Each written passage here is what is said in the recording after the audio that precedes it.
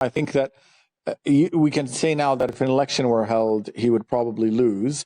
That can change in a month or two. And so I think that's why he keeps holding out on his position. The other view is the one that the one that he's been arguing and he's been making this argument, is that, Hamas has now agreed to things that it said were impossible a few months ago. Okay, Sameral. Well, look, first of all, let's talk about the strike itself. Obviously, hundreds of thousands taken to the streets over the course of the last 24 hours or so, a little bit under 24 hours. Can you just talk to us a bit about the effect it's had on Israel? Just generally on the infrastructure. How has the country been over the last 24 hours? Well, it's affected it affected the airport for 2 hours, the main airport in Tel Aviv, the Ben Gurion airport. So flights were suspended. Outgoing flights were suspended for 2 hours. Schools, universities, hospitals have all been impacted in one way or the other. Municipalities, local municipalities. The Hissed route, which called the strike, represents about 800,000 workers. So in a country as small as Israel, that is a substantial force. And they are looking to possibly extending it for a day as well. But I think that the protests that we saw yesterday, up to 500,000 people were on the streets, very quickly assembled. This was within 24 hours. It shows the deep splits in Israel right now between people who want to get a ceasefire deal in place so that the hostages who remain alive can be returned. That school of thought encompasses the military leadership, which has argued repeatedly that military force on its own cannot release all the hostages. The last incident where Hamas executed 6 hostages, presumably so that Israel doesn't rescue them alive. I mean, that's a worst case scenario, and that is a danger of trying to retrieve hostages. There have been successful attempts by Israel; they have succeeded, but at one point or the other, hostages are going to die. Also, it's in Gaza. It's under constant shelling and airstrikes, diseases, a lack of food, malnourishment. So the hostages are in danger on various fronts, really. And Yoav Gallant, the defense minister, has been strongly arguing for a deal in the cabinet to reach this. Now, what's holding up a deal right now, among other things, but one of the main things that's holding up a deal right now is Netanyahu's condition. The Israeli Prime Minister Benjamin Netanyahu has conditioned a ceasefire deal on Israel maintaining a troop presence along the border between Gaza and Egypt. The route is known as the Philadelphia corridor. The army leadership disagrees, including Yoav Gallant. So Netanyahu brought the issue to a vote last week. All the attending cabinet ministers in his coalition voted for making that a part of the deal. Gallant was the sole dissenting vote. And, he was quoted in Israeli media as saying that, the prime minister can bring anything to a vote, including the execution of the hostages. So he likened that to basically you're signing off on their death warrants. So it's become an incredibly bitter and divisive issue, I think. I mean, Netanyahu still has support. His popularity was pretty low in polls, but recent polls show that he's regained popularity.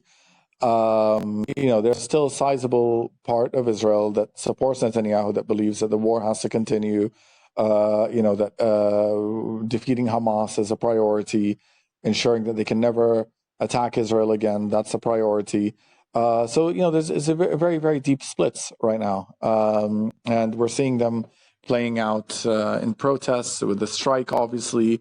So it's difficult to see where it goes from here, whether Netanyahu doubles down as he did yesterday in a cabinet meeting, Whether pressure from within and from without, that would include the US, has an effect, it remains to be seen.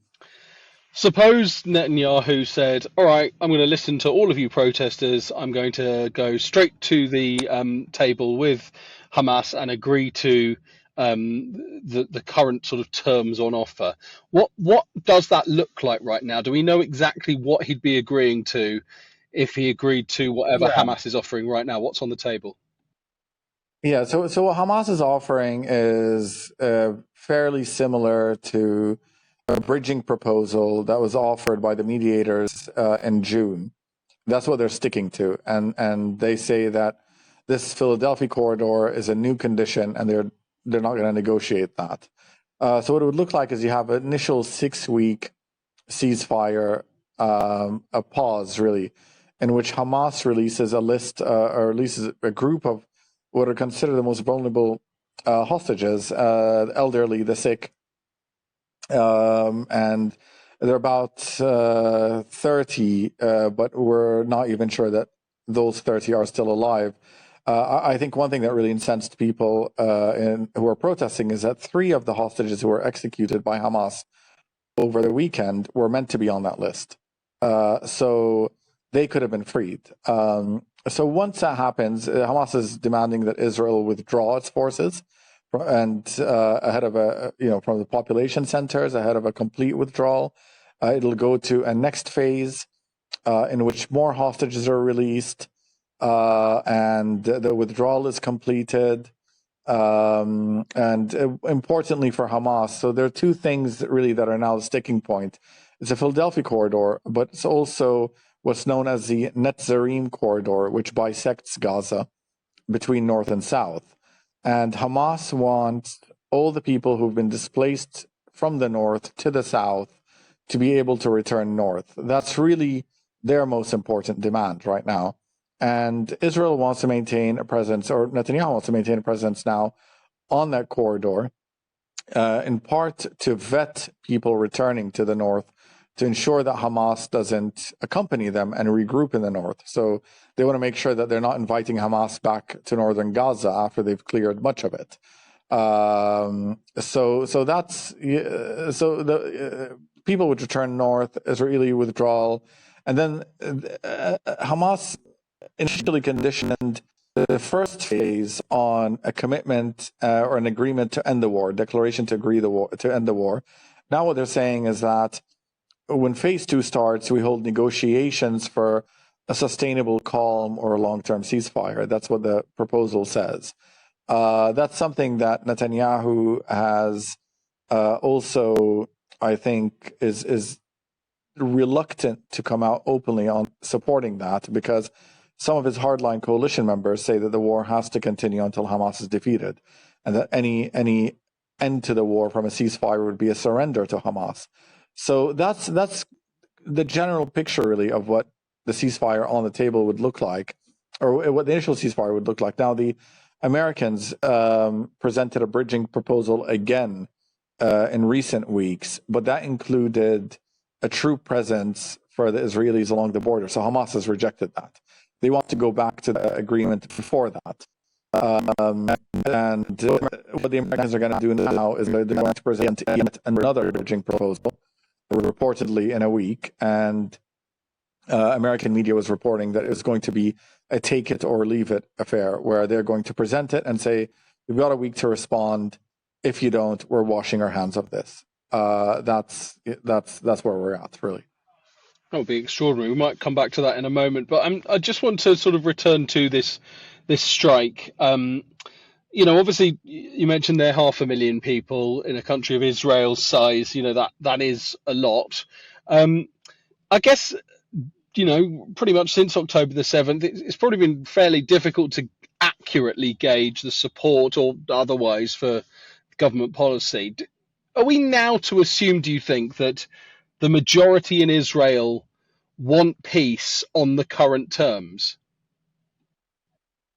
Yeah, I think it's always really misleading, I think, and a major error to look at massive protests and think that they must represent the majority. People have made the error repeatedly in the Middle East, particularly during the Arab Spring, where they'd see hundreds of thousands, if not millions, of Egyptians, for example, protesting against Hosni Mubarak. But I think what people fail to see is that there was also a majority in that country, a very large percentage of people in that country who had supported Hosni Mubarak, but they didn't protest. They were confused. They were, what they were called the couch party in Egypt. And we saw the effects of that in the years to come, and it took a lot of people by surprise. I think in Israel, you do have more than other countries in the Middle East, a more robust and frequent polling culture. And we are seeing lots of polls coming out from Israel. The most recent that I looked at, admittedly a few weeks old, was that more than 60% support a deal to return the hostages. A good, substantial 30% supported continuing the war. That's a very substantial number, and Israel is it's proportional representation. Its electoral system. It's not a plurality or first past the post, and so what that makes for is extremely complicated coalitions. So you can lose the election really, but you can get a coalition and form a ruling coalition. 30% is very, very substantial in Israeli politics. So it's not as simple as most Israelis would like to see a vote, and things change very quickly. Netanyahu's popularity shot up. It was down. It shot up right away when Iran was threatening to attack. Things can change very, very quickly. I think one thing that Netanyahu may be gambling on is that people will increasingly see things his way. Something will happen. He just has to place himself in a position to seize opportunities and seize any shift in public opinion when it happens. He is an incredibly skilled tactician and a very, very skilled politician. He's the longest serving prime minister in Israeli history. When you add up all the terms that he served. So it's hard to tell. It's nobody would call it. I think that we can say now that if an election were held, he would probably lose. That can change in a month or two. And so I think that's why he keeps holding out on his position. The other view is the one that the one that he's been arguing and he's been making this argument, is that Hamas has now agreed to things that it said were impossible a few months ago. One of them was they've watered down the condition on ending the war right away. So his view is that they will water down the condition on the true presence as well. He may be right. That nobody knows. Hamas are insisting that it's not going to happen, but who knows what's going to happen in the weeks to come? What pressures they're going to face? Are more of their leaders going to be killed? Are there Qatari hosts? Qatar is a primary mediator. It hosts Hamas in Doha, the political leadership. Are they going to bring more pressure on Hamas?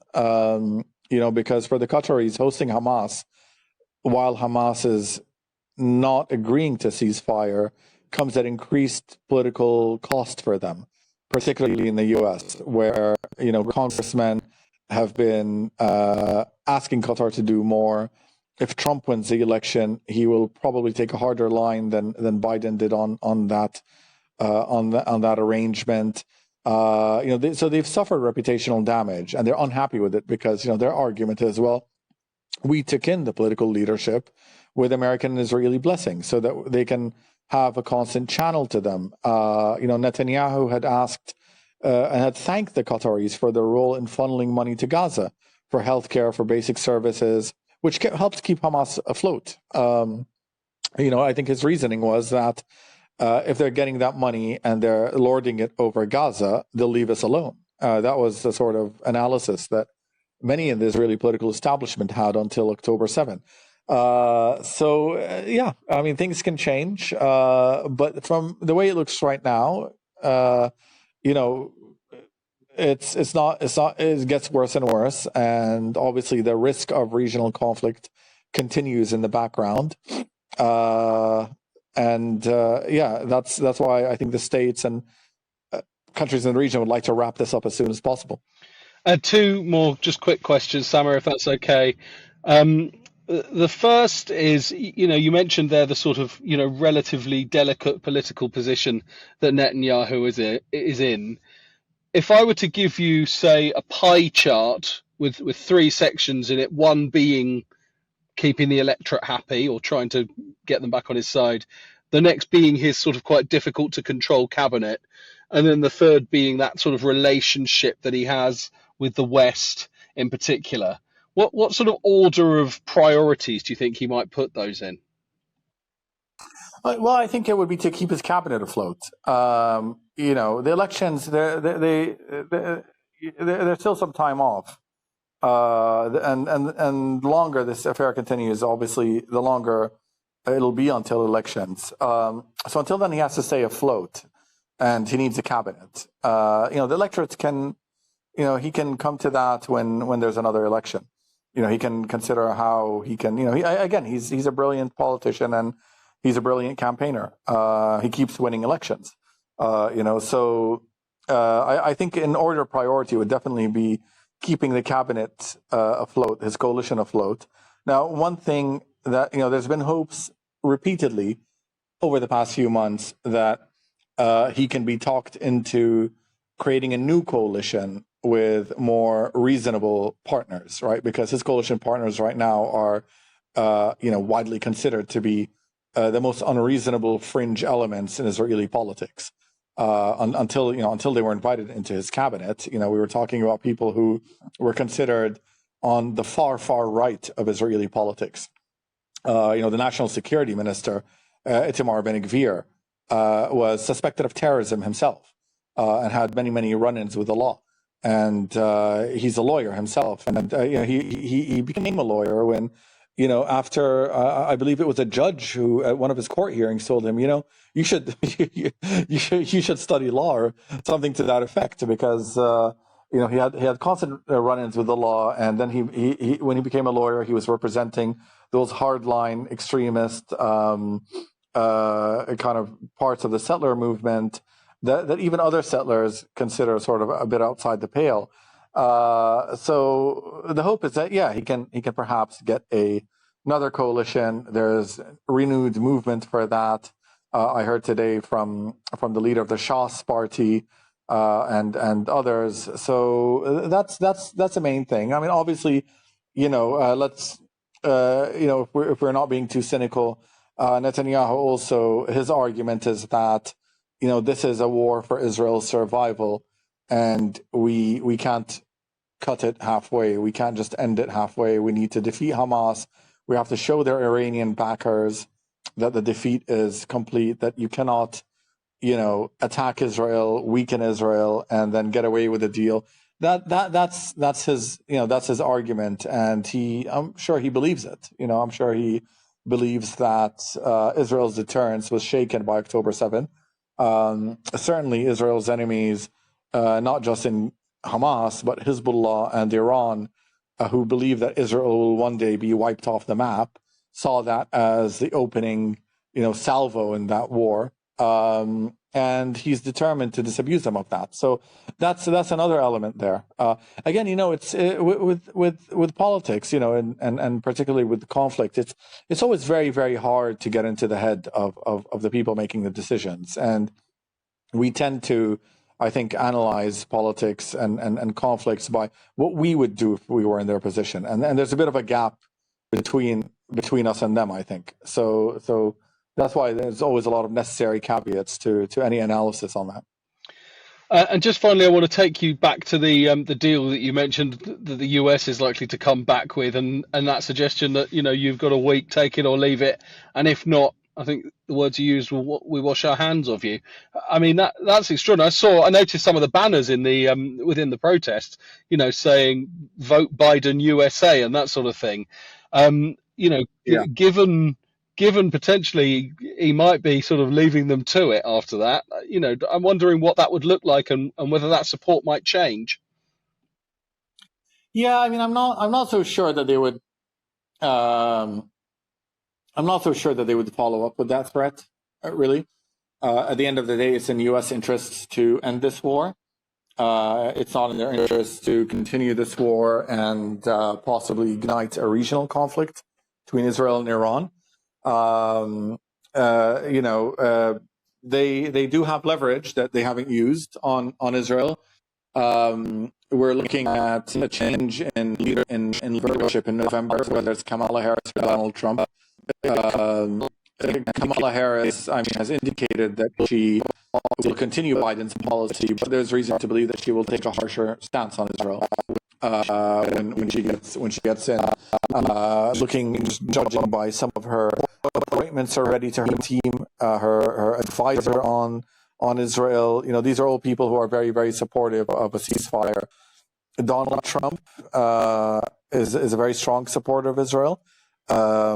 And a lot of people support Donald Trump because, they see that as one of the things that distinguishes him from Biden. Biden's quite unfairly, I think, on the reputation that he was not strongly supportive of Israel, although, he's pretty much done all his view would be, well, I've done all that I can, and I've been very supportive. But, Donald Trump is very supportive of Israel. On the other hand, Donald Trump has said, and J.D. Vance has said, that we would like to see this war wrapped up ASAP.